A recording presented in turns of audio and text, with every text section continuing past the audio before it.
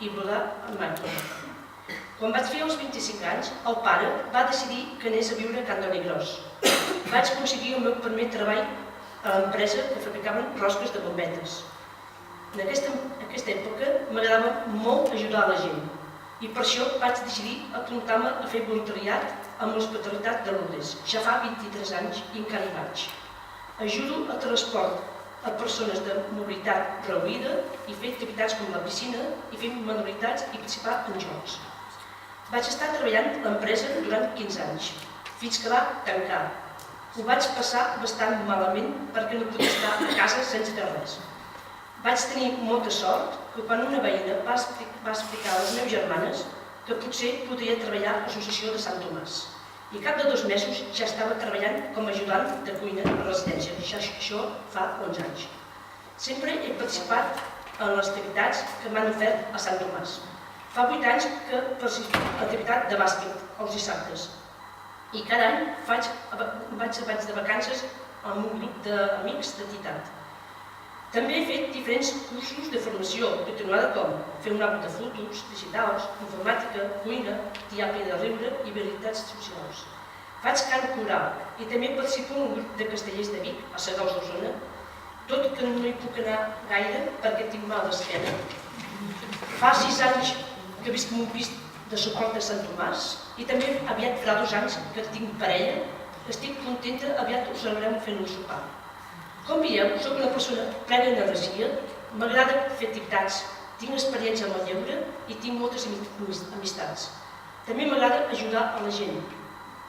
Per això, als Nadals, quan vaig a Barcelona, en un carrer que hi ha a prop de la plaça de Catalunya, en un local on la gent hi va a dinar, perquè són gent que dormen al carrer. Jo els ajudo a servir.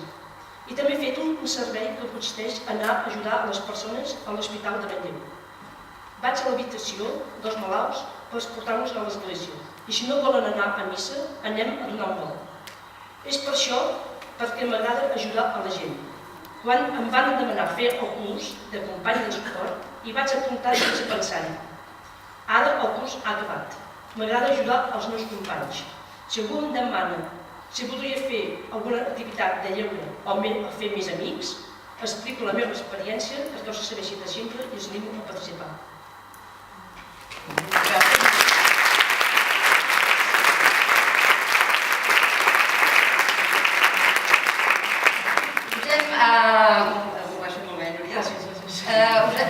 Volíem que la Núria us expliqués una mica la seva història, que de fet és el que ella va preparar també a l'hora de fer el curs, perquè és una persona que té molta experiència, ha fet moltes coses de lleure, ja se sap moure molt, tens molts grups d'amics, la família.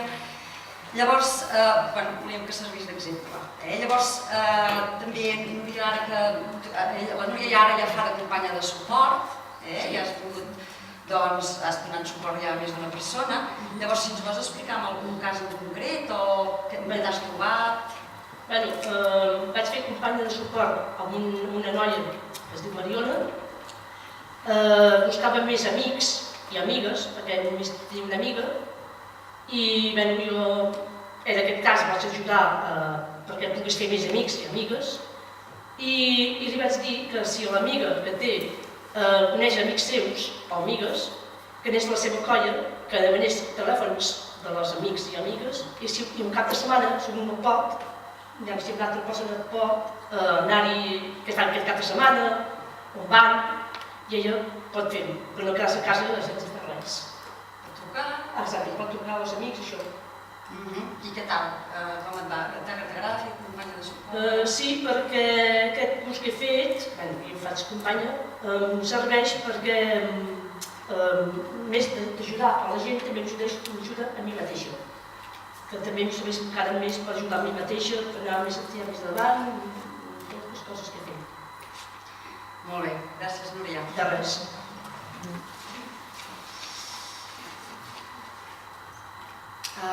Bé, també us volíem comentar abans d'entrar en el tema del currículum i de tota la metodologia i activitats per formar nous companys de suport. Us volia comentar la base teòrica en la qual s'ha desenvolupat tot el currículum i tot el pla de formació. Es volia partir que tot aquest material fos un material inclusiu i que fomentés la participació. I per això vàrem utilitzar l'índex d'inclusió d'Antoni Booth i d'en Mel Ainscough, que molts de vosaltres ja coneixeu, i que és un índex que s'aplica en entorns escolars. Per a les persones que no el coneixen, aquests dos autors van desenvolupar un conjunt de criteris amb els quals, a mesura que les escoles els anaven aplicant, feien que les escoles fossin cada vegada més inclusives. Són uns criteris que estan dividits en 3 blocs, un conjunt de criteris que fan referència a les pràctiques escolars, és a dir, a situacions d'aprenentatge, activitats, que si es van aplicant els criteris es fa que siguin cada vegada més inclusives. Un altre bloc que fa referència a entorns escolars inclusius, des de situacions d'aula, activitats fora de l'escola, al menjador, les diferents situacions que es pot trobar en una escola, que si també s'implicaven aquests criteris feien els entorns més inclusius. I l'altre apartat que és de polítiques escolars, ja a un nivell més macrosistèmic, també aplicant els criteris en aquests nivells, també es fa camí cap a la inclusivitat. Llavors nosaltres vam utilitzar aquest índex, la filosofia que ho comporta, per desenvolupar el currículum de company de suport.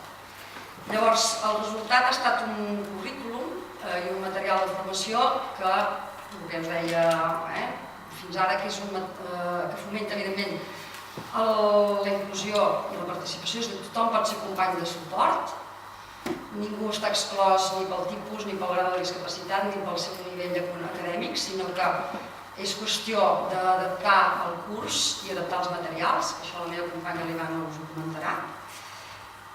És un currículum que és flexible, és a dir, que no és lineal, és a dir, no és un conjunt de conceptes i habilitats que hagin d'explicar totes i en un ordre determinat, sinó que en funció del que volem explicar del grup de participants, nosaltres podem agafar les habilitats i conceptes que ens interessin i fer-lo a mida.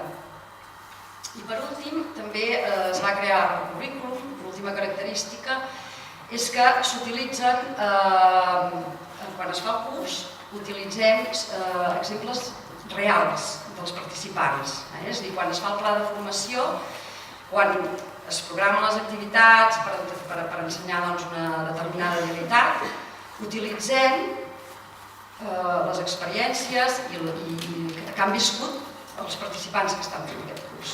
Vull dir que s'adapta ben bé als participants. Per què les situacions reals? Ja sabeu que les situacions que ens toquen de prop són més significatives per nosaltres i això facilita l'aprenentatge i també a nivell de motivació, és a dir, motiva més parlar de les pròpies experiències que de casos hipotètics. Llavors això és una altra de les característiques del currículum. I ara dono pas a la meva companya, l'Ivana, que us explicarà ja el tema del currículum i entrarem en el tema del pla de formació.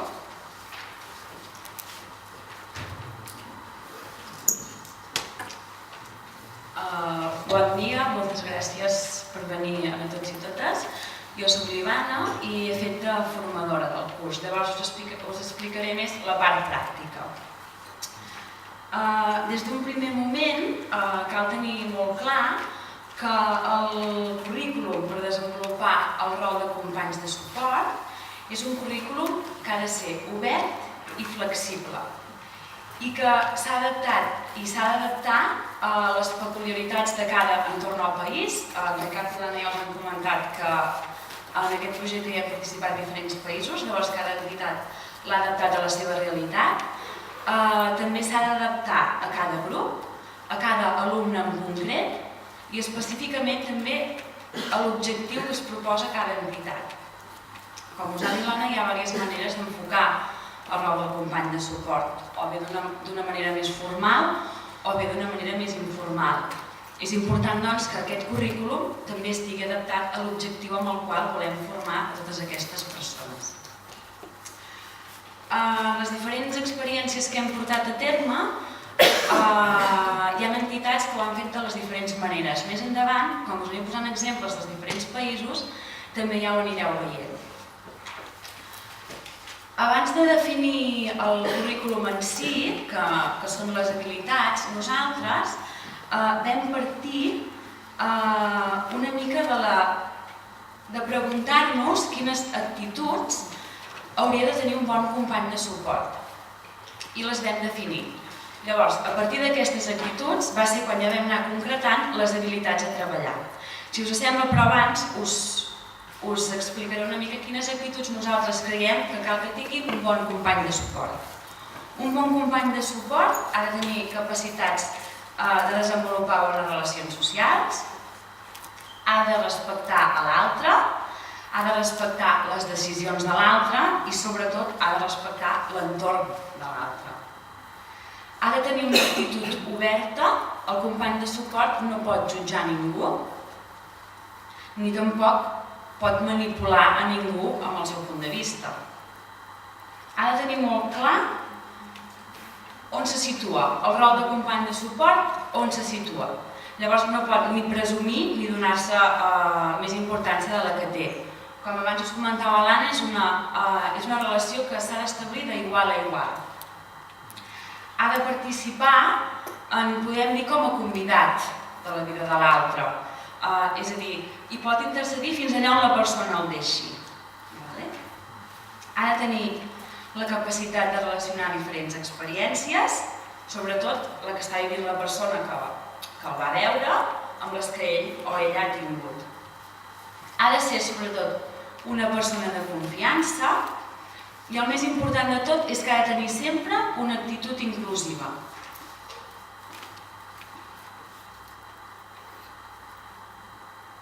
A partir d'aquí, sí que ja vam definir i redactar tot un seguit d'habilitats que nosaltres vam considerar com a imprescindibles que havia de tenir el company de suport. Aquestes habilitats les vam agrupar en 3 grups. A dins la carpeta us hem posat una fotocòpia amb aquestes 3 agrupacions. Les agrupem les habilitats que entenem de company a company, les habilitats i els valors inclusius i les habilitats que en diem pragmàtiques.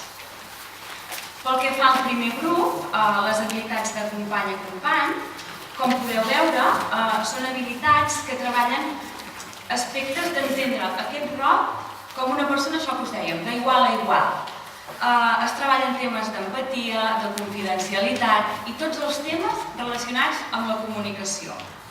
El fet d'escoltar, de parlar, de fer preguntes si no ha quedat prou clara, depèn de quines situacions, d'intentar comprendre sobretot el que ens diu l'altre o d'expressar-nos nosaltres, que diguem allò que volem dir. El segon grup, el que en diem les habilitats i valors inclusius, són un conjunt d'habilitats que treballen temes més actitudinals, envers la inclusió o l'exclusió en els diferents àmbits de la vida. És el fet d'entendre i de tenir respecte per la diversitat, de tenir clars conceptes com drets i obligacions, o també de saber identificar situacions en què hi pugui haver algun tipus d'abús. I sobretot, també aquí es treballa comprendre la importància de prendre part de la societat que ens envolta a tots. Per últim, el que fa a les habilitats pragmàtiques són les referents a relacionar les experiències inclusives de les diferents àrees, és a dir, com ells poden utilitzar exemples reals, els seus exemples, per llavors donar suport amb els altres i també entendre quin tipus de suport necessita cada persona que els va a veure. Llavors, una mica resumint, els companys de suport necessiten habilitats per treballar amb les altres persones, són les del primer grup, les habilitats de company a company, necessiten aprendre valors inclusius per quan donin suport als altres per millorar la qualitat de vida d'aquestes persones, és el segon grup, habilitats i valors inclusius, i per últim necessiten saber com relacionar les seves i les experiències de les persones que tenen al davant per poder donar aquest suport. que és l'últim grup, les habilitats pragmàtiques. Per anar bé, la formació hauria d'estructurar-se que totes les habilitats que s'han descrit en trobades interiors siguin parts de la trobada, de la pròxima trobada, perquè d'aquesta manera, és a dir, no podem treballar una habilitat i ja no treballar-la més durant tot el curs. Quan treballem una habilitat l'hem de mantenir, perquè aquest nou rol s'ha d'anar definint durant tot el procés de formació.